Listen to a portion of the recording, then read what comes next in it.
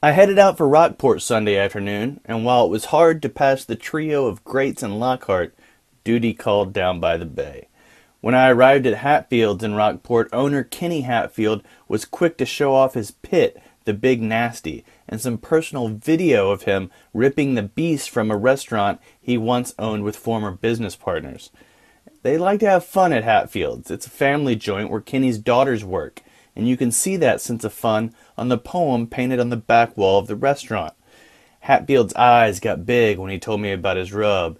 It's a sugary rub, he said, which he used to create a candied bark on some massive beef ribs he'd just pulled off the smoker.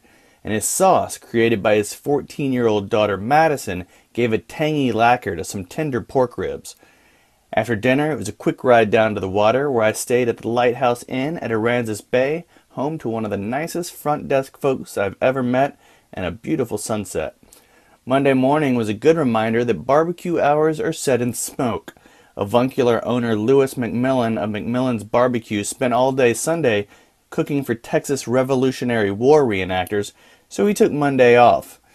While he didn't have any meat, he did share some wisdom with me and talk a little trash about his competition. Biggest takeaway? Smoke rings, bark, tenderness, none of that really matters if the meat doesn't taste good. Duly noted. Well, the meat tasted good up the road at Quality Packers Smokehouse, where Lupe Limon carries on a meaty tradition started by his grandfather's meatpacking and catering business more than 40 years ago. Lupe and his sister opened the restaurant on the edge of town in 2014, and their baby back ribs were some of the best I've had. They smoke the meat off-site, and their operation includes one of the original pits made by Herbert Euler. The family has a long history in Victoria and plans to add to that legacy with a new restaurant and new trailer in coming weeks.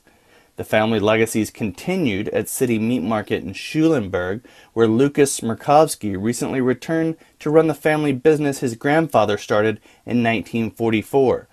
The market used to only smoke meat on Saturdays, but recently started smoking brisket, sausage, and the occasional rib and chicken on weekdays. I somehow saved room for a strawberry kolache from the country bakery across the street because when a bakery spells country with a K, you know they're probably good for a kolache. Then, it was off to Houston for the second round.